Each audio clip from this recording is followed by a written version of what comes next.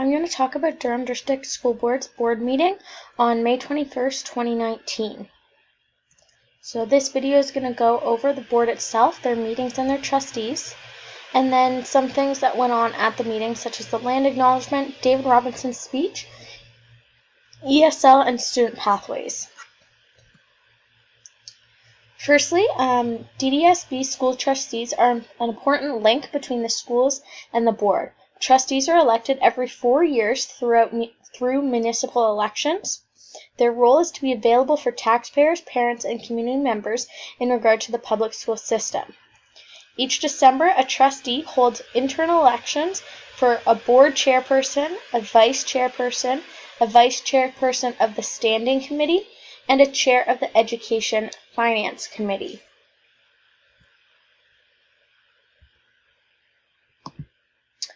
Here are the school trustees for Durham District School Board.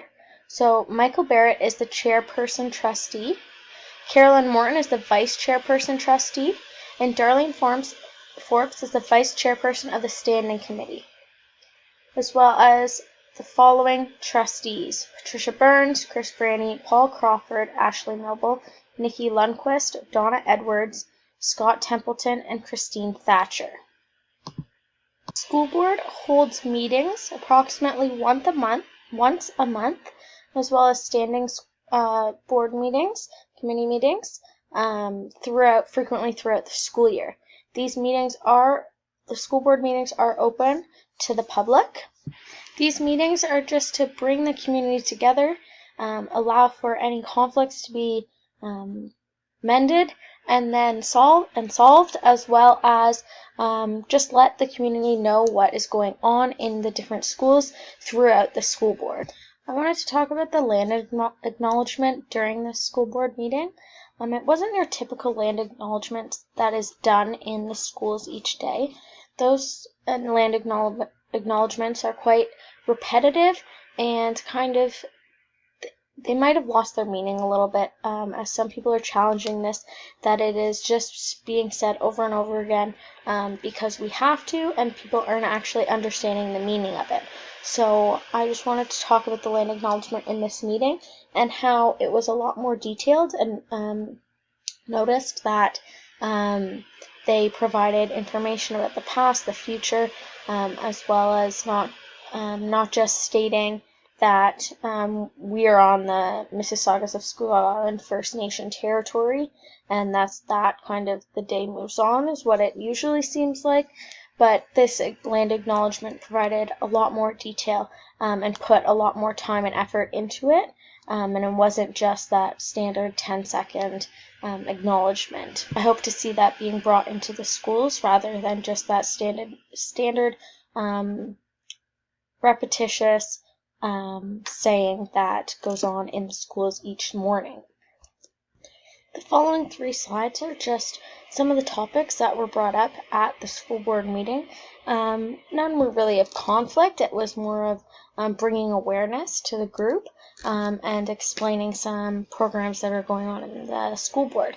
So first, David Robinson, we watched a video about him and his experiences as a student and how staff and school teachers changed his life in the school, as well as then him becoming a teacher and the differences he's made in classrooms and in students' lives. I think that just connected to me, as I have the exact same experiences as him, making those connections with the students and making a difference in the lives of the students is something that is very important to me in the future. The next thing brought up in the meeting was ESL. I found this one a little bit interesting just because they did call it ESL. I have always been taught since I've been in the Faculty of Ed that it is now ELL instead of English as a second language. It is now English language learners, because we don't know that all these students are learning just a second language. English may be their third or fourth language. So I found it interesting that the school board itself didn't call it ELL instead of called it ESL.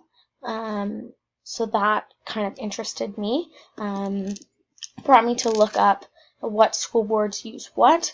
And in KPR, which is where I did my placement, they do use ELL, where it seems that Durham District uses ESL, so that was very interesting. Last thing I wanted to talk about with regards to the meeting was the student pathways, and brought up OYAP, SHISM, and then the dual credit work initiative in the schools. I think these are great programs for students getting to know the college and university separate pathways and just setting them up for their future. I think these are great programs in the schools. In conclusion, I just wanted to discuss about how Michael Barrett, the chairperson, had the biggest role in the meeting. He was the one introducing people, setting everything up, and was sitting at the center of the table. Every other trustee did have roles throughout the meeting, introducing special guests, guest speakers, students.